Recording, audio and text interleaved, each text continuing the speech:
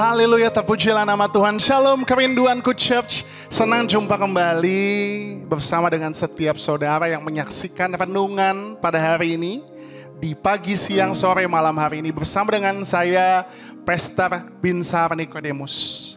Besok kita akan memperingati hari kematian Tuhan kita Yesus Kristus di atas kayu salib. Dan hari ini judul renungan saya adalah 5K tentang salib yang harus kita ketahui sebagai orang percaya. Sama-sama kita akan mendalami apa makna salib bagi setiap kita orang percaya. Sama-sama kita bersatu hati, kita bersatu di dalam doa. Bapa kami yang baik, sungguh kami mengucap syukur Tuhan karena Engkau rela mati bagi setiap kami. Kau rela berikan tubuhmu, curahkan nyawamu Tuhan. Curahkan darahmu, nyawamu bagi setiap kami. Untuk menggantikan setiap kami, menyelamatkan hidup kami. Sehingga kami yang seharusnya binasa, kami beroleh kehidupan yang kekal di dalam kerajaan sorga. Kami bangga punya Allah yang seperti Engkau. Engkau Allah yang begitu mengasihi setiap kami. Lepas dari segala keadaan kami pada hari ini, kami mau menyatakan Tuhan, Engkau Allah yang begitu baik. Engkau Allah yang begitu mengasihi kami. Engkau Allah yang setia. Engkau Allah yang tak pernah meninggalkan setiap kami. Kami mau siapkan hati kami Tuhan. Kami mau dengar kebenaran firman Tuhan. Sama-sama semua yang percaya yang siap diberkati. Sama-sama kita mau katakan amin. Haleluya. Hari ini judul renungan saya adalah 5K tentang salib. Kita sebagai orang percaya kita harus tahu apa makna salib itu. Kenapa Yesus harus disalibkan. Supaya orang ketika dia bertanya sama kita orang percaya, kita bisa menjawab dan menjelaskan kepada setiap mereka. 1 Korintus 1 ayat yang ke-18 firman Tuhan katakan, sebab pemberitaan tentang salib memang adalah kebodohan bagi mereka yang akan binasa. Tetapi bagi kita yang diselamatkan, pemberitaan itu adalah kekuatan Allah. Maka kita akan sama-sama belajar apa makna salib. K yang pertama adalah kasih. Ya, salib adalah bukti kasih Tuhan yang terbesar bagi manusia. Dasar dari pengorbanan Tuhan kita Yesus di atas kayu salib adalah kasih-Nya bagi setiap kita. Yohanes 3 ayat 16 firman Tuhan katakan, karena begitu besar kasih Allah akan dunia ini, sehingga Ia telah mengaruniakan Anak-Nya yang tunggal, supaya setiap orang yang percaya kepadanya tidak binasa, melainkan beroleh hidup yang kekal. Kasih Tuhan, Dia tidak hanya mati untuk orang Kristen saja, tapi Dia mati untuk seluruh umat manusia di dunia ini. Supaya apa? Supaya mereka yang percaya di dalam nama-Nya, mereka diselamatkan. Mereka mendapatkan hidup kekal di dalam kerajaan sorga.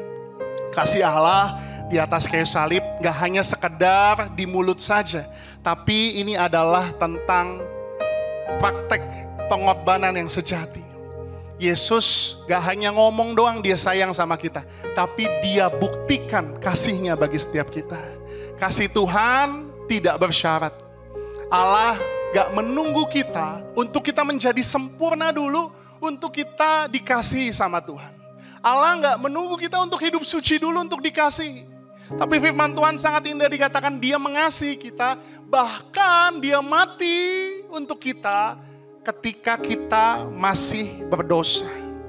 Salib adalah bukti kasih yang menunjukkan bahwa Tuhan mengasihi kita apa adanya. Tidak tergantung dari performa kita, tidak tergantung dari apa yang kita lakukan. Tetapi kasih karunia Tuhan berbicara tentang pemberian, anugerah yang besar bagi setiap kita. Firman Tuhan katakan tidak ada kasih yang lebih besar daripada kasih seorang yang memberikan nyawanya untuk sahabat-sahabatnya. Kalau hari ini engkau lagi gak ngerasa dikasihi, kalau hari ini engkau lagi ngerasa gak ada yang cinta sama kamu, kebenaran firman ini akan memerdekakan setiap kamu bahwa Tuhan yang punya sorga crazy in love with you. Dia begitu mengasihi saudara. Dan dibuktikan di atas kayu salib, dia mati untuk saudara dan saya. Yang kedua, salib berbicara tentang korban. Kita hidup di dunia yang sedang mementingkan kepentingan dirinya sendiri. Kalau kita berkorban untuk orang yang kita cintai, itu biasa. Kalau kita berkorban untuk orang lain yang mungkin bisa membalas kebaikan kita, itu biasa. Tapi Tuhan memberikan teladan yang begitu besar. Dia berkorban bagi kita yang orang berdosa, yang bisa mengecewakan dia, yang mungkin kita juga gak setia sama Tuhan. Tapi dia mau berkorban untuk saudara dan saya. Dia mati di atas kayu salib menggantikan kita. Tahukah saudara bahwa tanpa Tuhan, Roma 3 ayat 23 katakan, manusia telah berdosa dan telah kehilangan kemuliaan Allah. Akibat dosa adalah maut. Bagian saudara dan saya, kita orang berdosa adalah maut. Tapi bersyukur bahwa Yesus menjadi korban yang sempurna. Korban penebusan dosa untuk saudara dan saya. 2 Korintus 5 ayat 21 dikatakan, dia yang tidak mengenal dosa, dibuatnya menjadi dosa karena kita. Supaya di dalam dia, kita dibenarkan oleh Allah. Berbeda dengan korban yang harus dipersembahkan berulang-ulang. Pengorbanan Yesus cukup satu kali untuk selama-lamanya. Kematian Yesus menggantikan kita semua. Yesus bukan hanya mati di atas kayu salib, tapi Yesus menggantikan saudara dan saya. Harusnya kita yang dihukum, harusnya kita yang mendapatkan murka Tuhan, tapi di atas kayu salib Yesus menanggung semuanya. Dia mati buat saudara dan saya sebagai korban penebusan dosa. Firman Tuhan katakan, sebab kamu tahu bahwa kamu telah ditebus dari cara hidupmu yang sia-sia, yang kamu warisi dari nenek moyangmu itu, bukan dengan barang yang fana, bukan pula dengan perak atau emas, melainkan dengan darah yang mahal, yaitu darah Kristus, yang sama seperti darah anak domba, yang tak bernoda dan tak bercacat. Dia yang tidak mengenal dosa, telah dibuatnya menjadi dosa karena kita, supaya di dalam dia kita dibenarkan oleh Allah. Karena korban penebusan dosa yang Tuhan Yesus lakukan di atas kayu salib, kita yang harus mendapatkan murka, kita dibenarkan oleh Tuhan. K yang ketiga, salib berbicara tentang keselamatan. Roma 5 ayat 8-9 dikatakan, akan tetapi Allah menunjukkan kasih-Nya kepada kita, oleh karena Kristus telah mati untuk kita ketika kita masih berdosa. Lebih-lebih karena kita sekarang telah dibenarkan oleh darah-Nya, kita pasti akan diselamatkan dari murka Allah. Roma 5 ayat 8-9 menyatakan bahwa Kristus telah mati untuk kita ketika kita masih berdosa. Melalui salib-Nya kita dibenarkan, kita diampuni, dan kita diselamatkan dari murka Allah. Melalui salib Kristus ada jaminan keselamatan untuk saudara dan saya. Sehingga suatu hari ketika kita mengakhiri hidup kita, ada jaminan keselamatan yang Tuhan berikan. Hidup kekal di dalam kerajaan sorga. Roma 3 ayat 17-18. Allah mengutus anaknya ke dalam dunia bukan untuk menghakimi dunia, melainkan untuk menyelamatkannya oleh dia. Barang siapa percaya kepadanya, ia tidak akan dihukum. Barang siapa tidak percaya, ia telah berada di bawah hukuman. Sebab ia tidak percaya dalam nama anak tunggal Allah. Yohanes 3 ayat 36 juga katakan, barang siapa percaya kepada anak, ia beroleh hidup yang kekal. Tetapi barang siapa tidak taat kepada anak, ia tidak akan melihat hidup, melainkan murka Allah tetap ada atasnya. Salib bukan cuma sekedar simbol, tapi salib berbicara tentang keselamatan yang Tuhan beri untuk saudara dan saya. Dia menggantikan kita menjadi korban penebusan dosa, sehingga kita yang berdosa ini boleh diselamatkan. Dia anak Allah menjadi anak manusia. Supaya kita anak-anak manusia boleh menjadi anak-anak Allah. Makanya yang keempat, salib berbicara tentang kemenangan. Ya, salib bukan tentang kekalahan, tapi salib berbicara tentang kemenangan. Menang atas apa? Menang atas dosa, menang atas maut, menang atas iblis. Salib bukan akhir dari cerita Yesus. Justru salib adalah kemenangan yang sejati. Dimulai dalam kehidupan saudara dan saya. Sama-sama tulis di kolom komentar, Yesus kemenangan sejatiku. Ya, Yesus kemenangan sejati kita. Yesus menang. Dan karena itu kita pun menang bersama-sama dengan Yesus. Jangan malu berbicara tentang salib. Bermegahlah di dalamnya. Karena di dalam salib itu ada kasih Tuhan. Ada pengorbanan Tuhan yang begitu besar buat saudara dan saya. Dan berbicara tentang kemenangan, apa yang dikalahkan? Salib mengalahkan kuasa iblis dan maut. Supaya oleh kematiannya, ia memusnahkan dia, yaitu iblis yang berkuasa atas maut. Dan salib membuka jalan kemenangan untuk saudara dan saya. Wahyu 12 ayat 11. Dan mereka mengalahkan dia oleh darah anak domba dan oleh perkataan kesaksian mereka. Karena mereka tidak mengasihi nyawa mereka sampai ke dalam maut. Kemenangan Yesus di atas kayu salib menjadi dasar kemenangan kita setiap hari. Kita bisa mengalahkan dosa. Kita bisa mengalahkan ketakutan. Kita bisa mengalahkan pencobaan. Kita bisa mengalahkan iblis karena kemenangan kita di dalam Yesus di atas kayu salib. Dan yang terakhir, salib berbicara tentang kehidupan yang baru. 2 Korintus 5 ayat 17 katakan, jadi siapa yang ada di dalam Kristus, ia adalah ciptaan yang baru, yang lama sudah berlalu, sesungguhnya yang baru sudah datang. Salib bukanlah akhir, tapi awal dari kehidupan kita. Karena Yesus mati di atas kayu salib, kita mendapatkan kasih karunia Tuhan.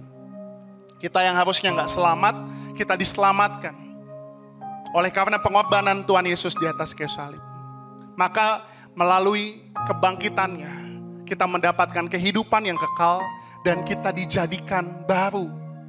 Tadinya kita orang berdosa, kita disucikan, dikuduskan. Untuk apa? Untuk kita bisa hidup di dalam kebenarannya Tuhan. Salib memampukan kita, memberikan kita hidup yang baru, untuk kita bisa hidup di dalam pertobatan. Galatia 2 ayat 20, firman Tuhan katakan, namun aku hidup, tetapi bukan lagi aku sendiri yang hidup, melainkan Kristus yang hidup di dalamku. Dan hidupku yang kuhidupi sekarang di dalam daging, adalah hidup oleh iman dalam anak Allah yang telah mengasihi aku dan menyerahkan dirinya untuk aku. Salib membawa transformasi dalam kehidupan kita. Kita dimampukan dari hidup yang lama kepada hidup yang baru yang dipenuhi oleh Roh Kudus. So, 5 kata tentang salib. Salib berbicara tentang kasih. Salib berbicara tentang korban. Salib berbicara tentang keselamatan yang Tuhan berikan secara cuma-cuma bagi setiap kita. Salib berbicara tentang kemenangan. Menang atas maut, menang atas dosa, menang atas iblis. Dan yang terakhir, salib berbicara tentang kehidupan yang baru. Sama-sama kita mau angkat tangan kita. Kita mau bersyukur untuk salib Tuhan Yesus. Dia rela memikul salib itu untuk saudara dan saya.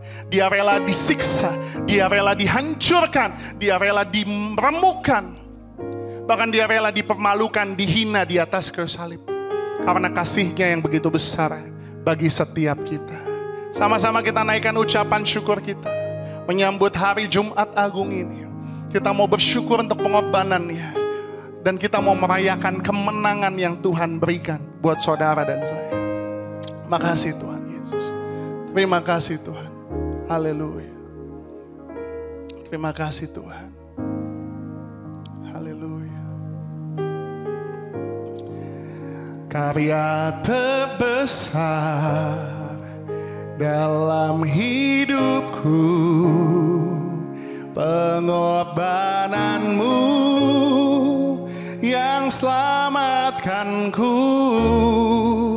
Engkaulah harta yang tak ternilai yang ku miliki dan ku hargai.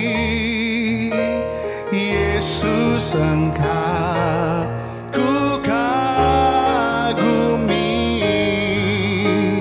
Boleh kita kasih tepuk tangan sorak-sorai buat Tuhan Yesus.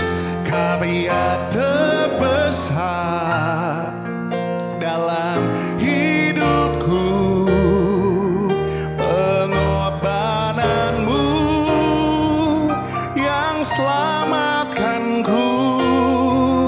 Engkaulah harta yang tak ternilai yang ku miliki dan ku hargai. Yesus, Engkau ku kagumi. Kami bersyukur untuk kasih-Mu Tuhan. Kau rela mati di atas kayu salib bagi setiap kami. Kau rela menjadi korban penebusan dosa, sehingga kami yang harusnya binasa, kami beroleh hidup kekal di dalam kerajaan sorga. Oleh karena darah-Mu yang tercurah, menyucikan, menguduskan, mengampuni segala dosa kami, dan menyelamatkan hidup kami. Terima kasih Tuhan, Engkau kemenangan kami yang sejati. Karena Engkau telah menang di atas kayu salib. Kau mengalahkan maut, sehingga kami berjalan di dalam kemenangan-Mu Tuhan. Bahkan kami lebih daripada pemenang. Dan kami doa, kami yang telah menerima kasih karunia Tuhan, hidup kami diubahkan menjadi baru. Yang lama sudah berlalu, yang baru sudah datang. Kami yang telah disucikan, dikuduskan oleh darah-Mu, kami doa agar tidak hanya mendapatkan hidup kekal, tapi kami juga mendapatkan pembaharuan dalam kehidupan kami. Sehingga kami boleh hidup di dalam kebenaran-Mu Tuhan. Karena Roh Kudus yang memampukan setiap kami. Terima kasih Tuhan untuk pengorbanan-Mu. Kami siapkan hati kami menyambut, memperingati hari kematian-Mu, tanda cinta-Mu bagi setiap kami. Dalam nama Tuhan Yesus, sama-sama semua yang percaya katakan, amin. Yang punya sorga, crazy in love with you. Bye-bye.